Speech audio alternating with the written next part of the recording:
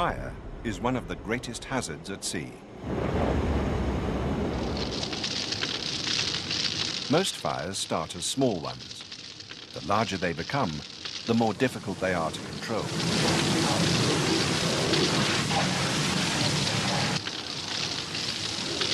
This program deals with the basics of firefighting, the immediate action to take when an incident occurs.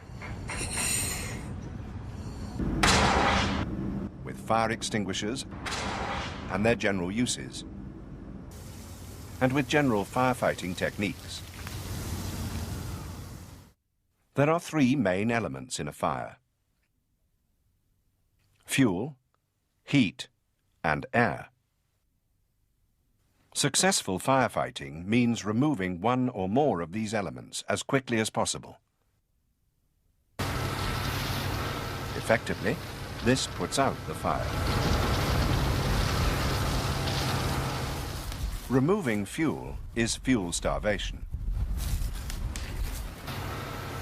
Removing heat is cooling.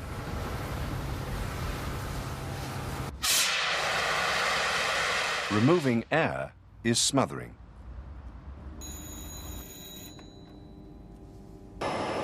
The basic rules of firefighting are common to all ships. They're contained in the letters making up the word fire. F stands for find it. I stands for isolate it. R stands for report it. And E stands for extinguish it, if it's small enough for one portable extinguisher. If not, then E stands for escape. NYK Castor, he is now in a position of Rule 10. Today, ships carry a variety of portable fire extinguishing equipment. Usually they're coloured red, whatever the content. However, some are colour-coded. The whole cylinder may be painted the code colour. Or there may be a colour-coded band carried on the equipment or its label.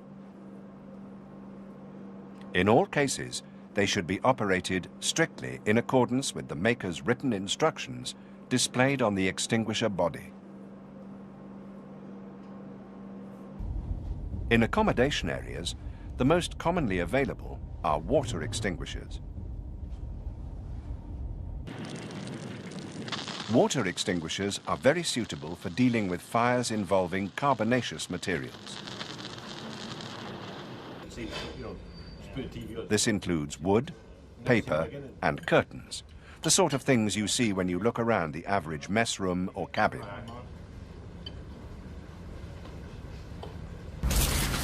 Water rapidly cools the burning material and hinders the spread of combustion. There are two basic types of foam extinguisher: stored pressure and the gas cartridge type. To extinguish a flammable liquid fire, direct the foam onto a vertical surface so it can flow down and over the entire surface of the burning liquid. Never aim foam directly at the surface of the liquid. If the liquid temperature is high and the surface is penetrated, the water content of the foam will rapidly turn into steam. This may produce the same boil-over effect you see when water is sprayed straight into burning oil.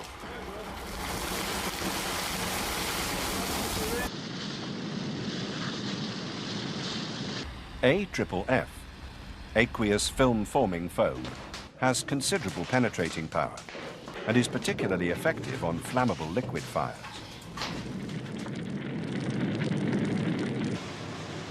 AFFF may be applied as a spray and is used like that in some fixed installations.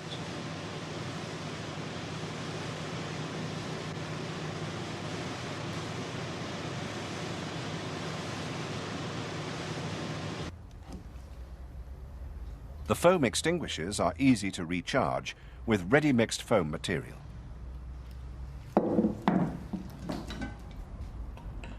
In the gas cartridge type, you must then place a new carbon dioxide cartridge into the container.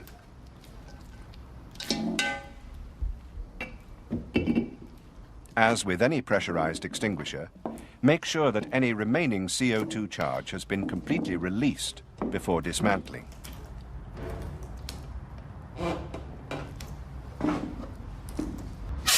Carbon dioxide extinguishers work by depriving the fire of oxygen.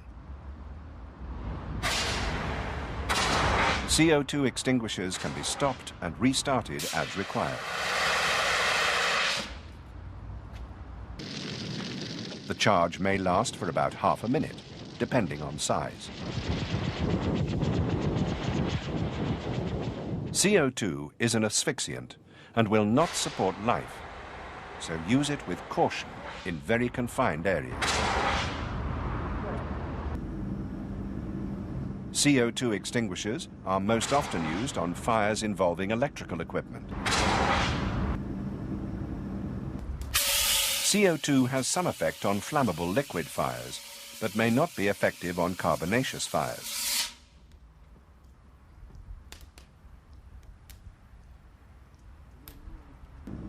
Dry powder extinguishers suppress a fire by chemically interfering with the process of combustion.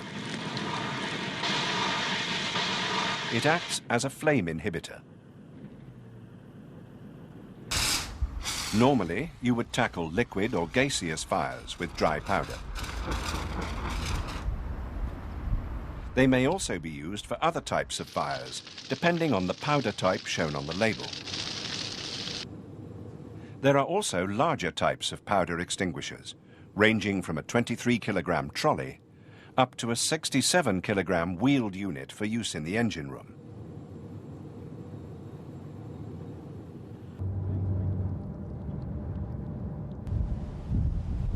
Some vessels are still equipped with fixed installations that rely on vaporizing fluids using halons.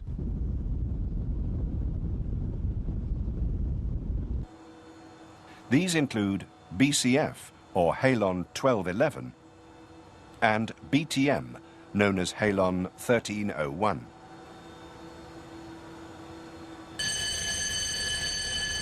Use halons with extreme caution in confined spaces. In contact with flames, halons produce toxins that are harmful to people. Concerns over their environmental impact has led to the development of halon substitutes.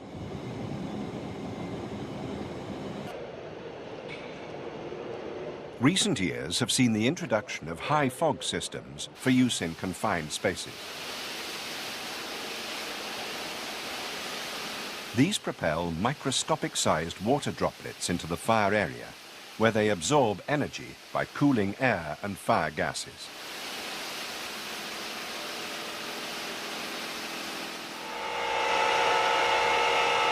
Fixed installations come in many types and sizes. Stored in large cylinders, carbon dioxide fixed installations must be regularly checked for content.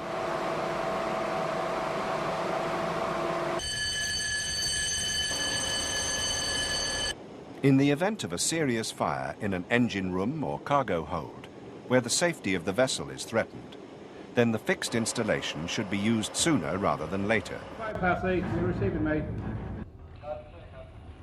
Yeah, clear the area now and report back when... Most systems, including CO2, require that you evacuate the area. Then, seal off all doors, shut all vents, and take a roll call.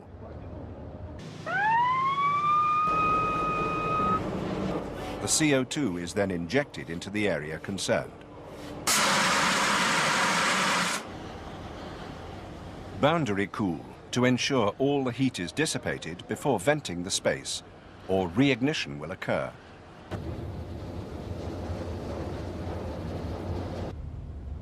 On ships fitted with a foam fixed installation, Pipes carry the foam to strategic points around the engine room or direct to mobile applicators on the deck or cargo areas.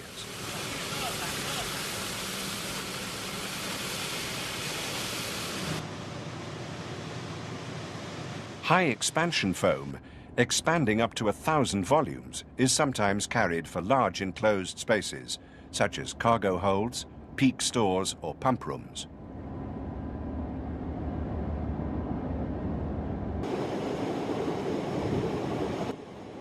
Dry powder fixed installations are widely used in LPG and LNG ships.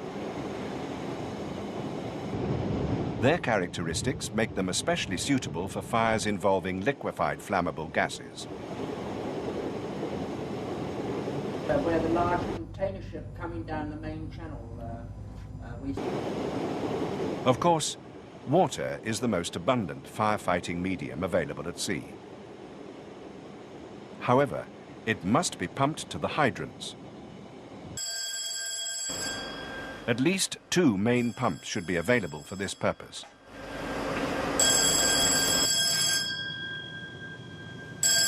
As a backup, a third, the emergency fire pump, is located safely away from the engine room. The design of a ship's firefighting installation will provide sufficient power so that 2 jets may reach any part of the vessel normally accessible to the crew.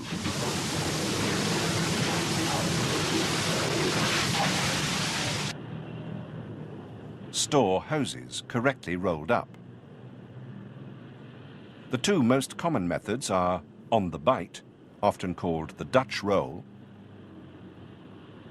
and the normal roll. Whichever one is used on your ship, it's important that all hoses are rolled up in a consistent manner. After use, the hoses are drained by a crew member walking along, holding them at shoulder level. Hoses are tough, but shock can damage them. Turn hydrants on and off gently to avoid sudden surges of pressure. For firefighting on ships, the variable jet spray nozzle is the most commonly used. Before turning on the nozzle, point it down and away from the fire. Setting the spray to a fine, wide water curtain will both cool and protect the operators as they near the fire.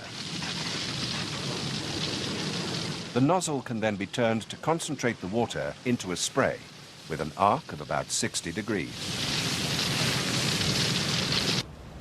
On some vessels, a nozzle is available with turbine-driven revolving teeth. This nozzle is very effective because it produces very fine droplets and is adjustable to whatever spray pattern is required.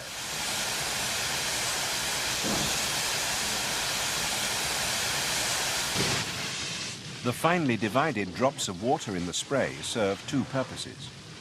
They reduce the heat of the fire to below the ignition temperature of the burning material.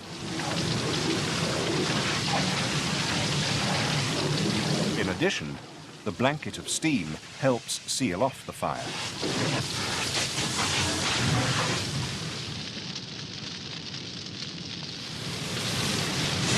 If possible, attack the blaze from the windward side or where there is the least smoke.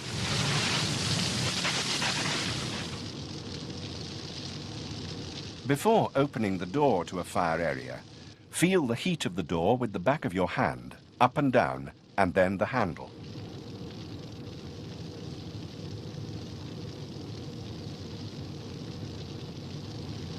If the door opens towards you, keep your shoulder and knee against the door as you slowly open it. Remember that the fire in the room may have generated a quantity of hot and flammable gas. In contact with the air, it may flash, perhaps with explosive violence. The fire will suck cold air in from the bottom. This causes flames to billow out from the top of the entrance. So keep low and on the hinged side.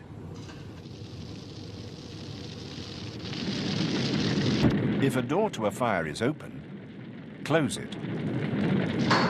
This will contain the fire and deprive it of air. In fires, keep low. Not only can you see better, but even if wearing breathing apparatus, you will suffer less quickly from heat and steam. Especially when working in smoke, try to feel your way ahead with your feet.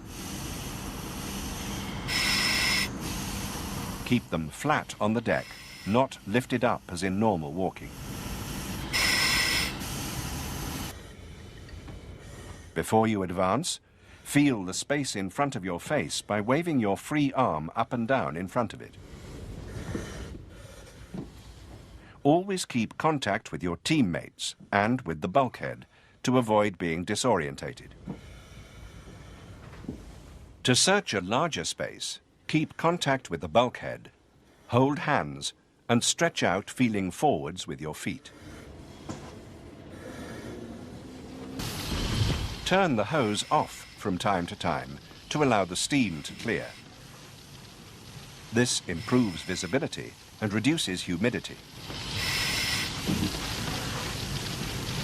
In a real situation, you may only be able to see a few centimeters,